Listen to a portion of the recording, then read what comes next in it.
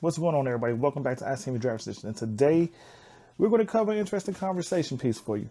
So I know a lot of you have been asking, or I'm not going to say been asking, an interesting topic has been brought to my attention. The Corvette C8 ZR1 has hit the streets. It has hit the marketplace. And the funny thing about this is, many of you have actually reached out and said, man, I think you should get a C8 ZR1. I'm not going to lie to you. I appreciate the guidance on how to go forward with the car, and I'm not, and like I said, not lying to you. If I really could afford to put it in the budget, I would, and I'll explain to you why.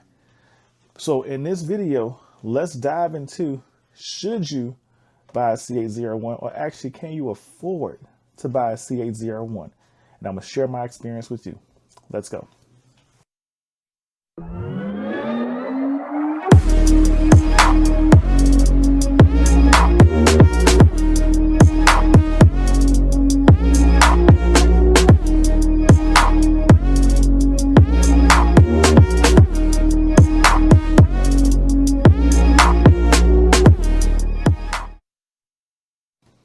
Before I dive into this conversation, my name is Sho. This is ICNVDriversedition. It's a car enthusiast network for people that love to drive cars to make you turn your head, that aren't your everyday people movers. But it's also an interactive community, which means if you hit me up on any one of my social media platforms or in the comments below, I'll do my best to respond. And if the topic you bring up is interesting enough, I may even shoot a video on it. So now that we got that out the way, I made a video a while back. I never really released it. It's one of those things I typically do with how bad is the markups on a C8 ZR1. Can you get your hands on what you should expect? Things of those natures concept. Well, I would say this time is probably the first time I actually do a video somewhat this more in depth. And what I mean by that is, typically when I search for my next vehicle purchase, I look around to see what's the best price or the average price I can get my hands on the car for. Then I explore the other costs of ownership, like annual maintenance costs and insurance. Basically what it's going to cost me to own it each year. And what I'm typically seeing in my area, the Chicagoland area, is markups on the C8 ZR1 anywhere from $20,000 all the way up to $100,000. Now, I know there are some locations in California and other places across the country that have posted ridiculous ADMs for these cars, meaning I've seen one that's up to $300,000 over MSRP for a car, which now makes the C8 ZR1, not even the ZR1X, the C8 ZR1, the basic version, a $500,000 car. Now, will it sell for $500,000? And I'm going to be honest with you, I don't think it will sell for the $500,000, but I'm sure someone out there will probably pay $300,000 or $350,000 for this car. And I know you're going to say, why that person's an idiot and so forth.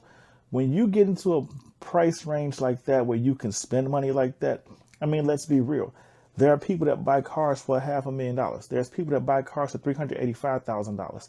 If they see the value in the car, not the resale, the value in the car, then what difference do they care? Some people just have money to waste, have money to spend, or they don't care what the car costs. I'll give you an example. If you think about it like this, Michael Jordan bought his son, Marcus, a Chevy Camaro SS back when it first came out, which I think, if I'm not mistaken, was like 2008 timeline. His son was still in high school. To get your hands on that car, which is, like I said, over MSRP payments or pricing has not been, this is nothing new. To get your hands on that car when his son was driving it in high school, you had to pay an additional $10,000 to $15,000 over MSRP. It was a small window. Now I say that again, it was a small window of 3 to 6 months when the Camaro was hard to get and the SS was even harder, that people that had to have them first was paying that over MSRP markup. Michael Jordan bought his son that car. Do you think he ever really cared about resale value? I'll give you another example. Shaquille O'Neal pays crazy money for cars to have them first and to do certain modifications to them. So again, do you really think to him it matters what the car is actually going to resell for when he buys the car? He just has money to play with. And those are two extreme examples that I'm giving you, but I want you to understand it, because We tend to think of celebrities with money, disposable income that nobody cares about. But what we never really seem to think of in the background is there's people that pay them this outrageous money who feel the exact same way. So remember, it doesn't just take an athlete to spend this type of money. You have people that are into investment banking, that are into real estate brokerages and things like that, who have to have an image of a high net worth. Many of them have money to play with, and they buy cars for statements. They don't really care about the cost of the car as far as resale goes. They just buy the car for the point or the status of actual having the ownership. And when you have the hottest car on the market or the most demanding car on the market, even if it's for a short window when the rest of the world doesn't have it, it actually states that you are somebody that everybody else is not. And that's what makes people spend over MSRP money for cars, even when you think they shouldn't. Now, moving forward past that example, let's dive into this actual car.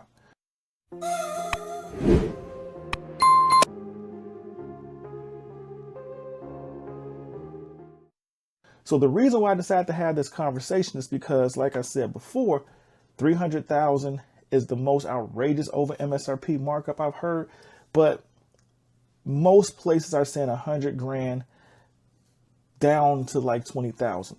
Well, I think this is actually kind of interesting because as I was doing my research, and I contacted, just to be real with you, maybe 15, 20 dealers. I have to find my notebook to get more precise numbers. But overall, there were a lot of dealers actually selling the car for MSRP. And in the midst of me reaching out to these locations, many of them didn't have long lists. So at least the realization that this car is going to be unattainable for most, to me, started to set in. Now, when I was looking for a C8 ZR1, I contacted several dealers, and I still have people that reach out to me today trying to put me behind the wheels on with crazy pricing, discounts, and so forth. And honestly, I just think at this point in time, it's about making the right decision, not just a decision.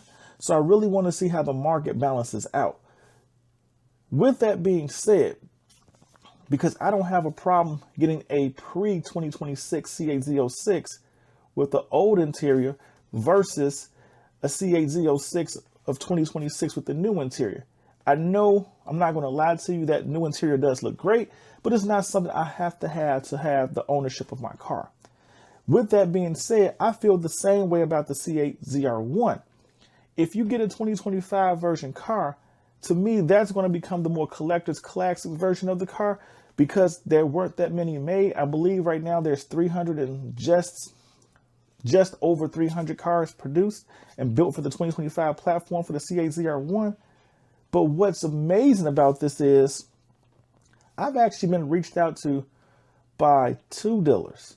I'll say that again, 2 dealers trying to sell me a C8 ZR1. Now, it's rather surprising because in the world of crazy markups, there are still dealers selling the MSRP. And one of the dealers that reached out to me selling the MSRP, their car was a 3LZ non-ZTK pack selling for MSRP of $209,000. Now, I'll just be honest with you. I'm not in the market for a $209,000 car. But the fact that it was offered to me for MSRP, I was shocked. I was expecting somewhere of a 10, 15, 20 grand markup. And remember, I wasn't pursuing them. They reached out to me.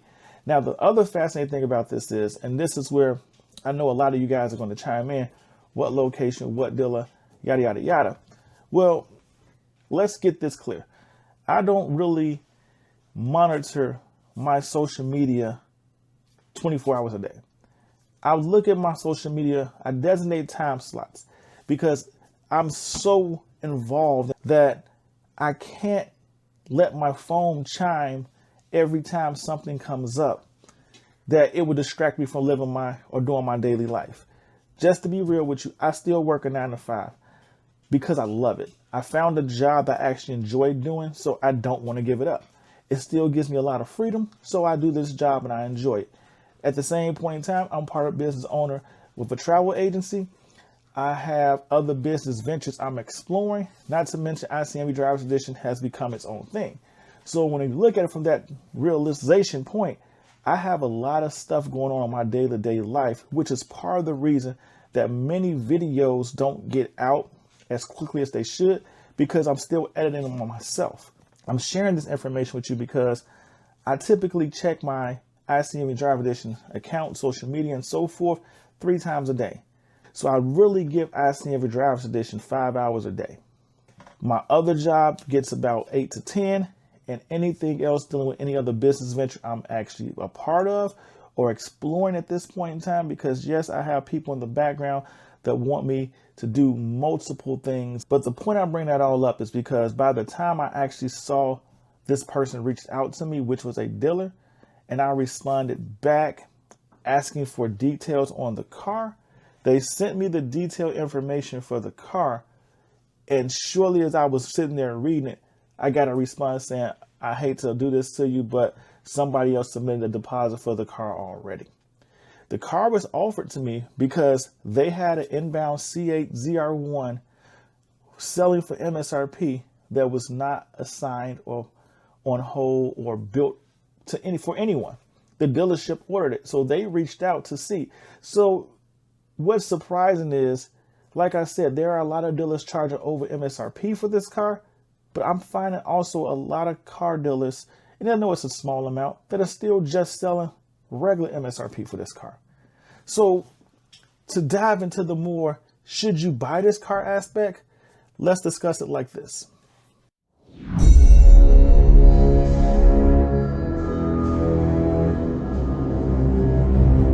Can you afford to own a C8 ZR1, which is the question that comes down to me. At this point in time, for what I will be looking to put down, the equity I have in my car and so forth, it's not a huge enough dent for me to feel comfortable trying to actually go into the remaining balance of a car payment. Can I do it? Yes, but I will have to become the person that I don't say I despise, but the person that I don't want to be. I would literally have to look into getting this car and selling it within 3 to 6 months. Why do I say that? I can buy into the car today. The monthly payment that it would be if I can get it approved, which there shouldn't be an issue getting it approved, that monthly payment, I could probably only sustain it truthfully for 3 to 4 months.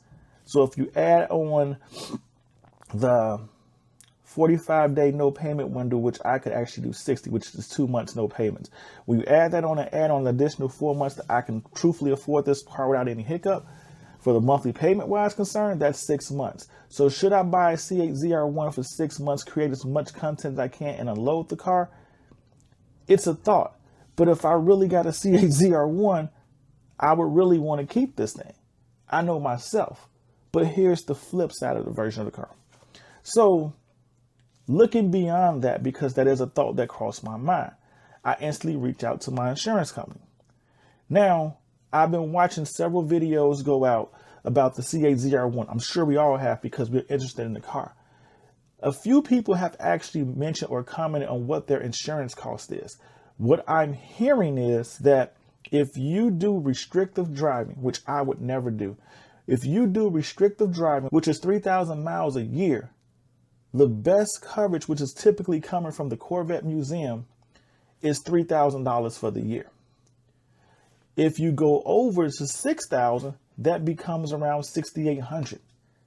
Again, insurance, full coverage, $6,800 for the year.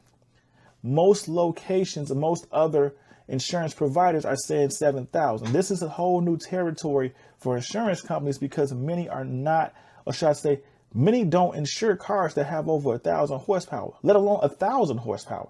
So this is a new space for them. When I contacted my insurance company, just so you understand, no restrictive driving and many miles I want to put on a car a year. And that's how I would have to live because I like to drive my cars. They're talking $7,200. $7,200 over the course of 12 months for a year worth of insurance coverage. I'm paying $7,200. I need you to understand this. This is for one car. I've owned 4 cars. My monthly insurance payment was $389. I've owned 4 cars and really never eclipse $5,000 a year in insurance costs. My current insurance for the Stingray is $187 a month. When I looked into getting a Z06, they said $212 a month just for that car. I have 2 cars on my policy right now, and my insurance coverage for full coverage for both vehicles is $240 a month. So to go to one car costing $7,000 for the year, $7,200 for the year, that's another car payment. And for that purpose alone, I just couldn't see making that type of purchase. Meaning if I had to pay the car note and an additional, let's just say $650 a month for car insurance, that's crazy. Now, these are the things most people never think about when they actually go out and make a car purchase, because we just usually do it backwards. We go out because they're told, oh, you got full coverage insurance, scan the car, woo, woo, woo. We buy the car. Insurance is the second thing we choose to focus on after we already have ownership of the vehicle in our possession. I usually don't work that way. And just from this conversation piece alone, reaching out to my current insurance company, Allstate, looking at options at USAA, to own the insurance for a C8 ZR1 is becoming hefty. And I think that price tag is a heavy deterrent. So will people buy this car? Yes. Am I in that space right now? I have to say no. I'm looking at more short-term and more viable options to increase my financial standings going forward. So dumping that type of money just doesn't make sense for me at this point. But I will not lie. A C8 ZR1 is always going to be on the radar. It's just how can you not say that? But at the end of the day, I like to ask you, would you be willing to pay for a car or buy a car? Or could you afford to add to your inventory this type of vehicle with that type of financial commitment?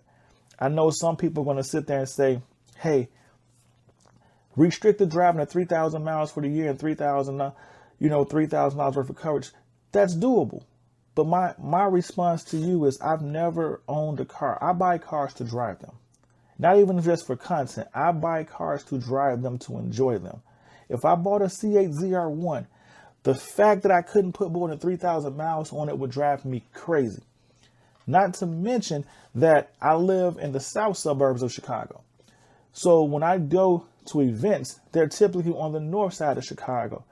I can easily put 500 miles on my car over the weekend, just attending the normal functions I get involved in. And that's no enjoyment driving other than enjoying the drive to and from those events. So if you look at it from that standpoint, 3,000 miles just doesn't make sense. It's not even a real option for me. And the last thing I would sit there and say, because many of you want to know, they did not charge over MSRP for the car. Their only requirements for me to buy the car was to buy an extended warranty from them, additional coverage, which was $39,995, which, if you know, realistically, I'm not going to say that's not a good value for the warranty, especially what you're dealing with. And I don't know anybody having access to that type of information right now, but I had to do that. I also had to commit to buying a wheel and tire package, which I know, and I say this again, I know was overpriced, but it wasn't outrageous, which was $79.95, just to protect the tires of the car and so forth of my investment.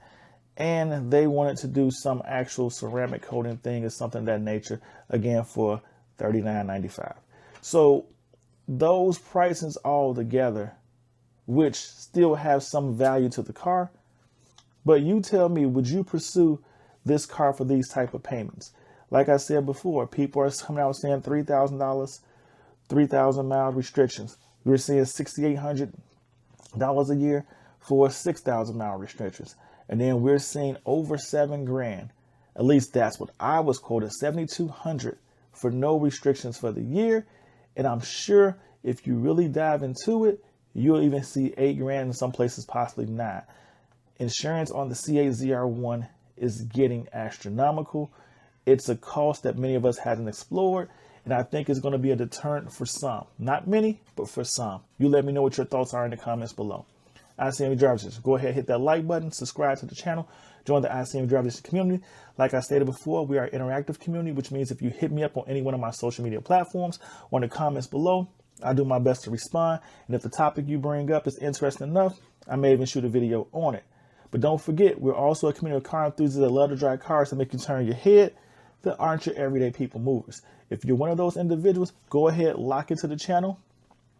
Subscribe to your boy. I got more interesting content and videos and things of that nature coming your way that you don't want to miss out on. Remember, we were made in his image and given dominion over the world, which means we weren't just meant to be. So chase your dreams, build your visions, never ever give up, and embrace your own identity. It is okay to be unique. He's not done with you, and he's definitely not done with me. You were given everything you need to achieve your goals, desires, and dreams. Just believe in yourself, keep moving forward, and never, ever get deterred, distracted, or give up on what you believe. Remember, all you have to do is stay humble, stay focused, and stay blessed. And I'll see you in these streets. Peace.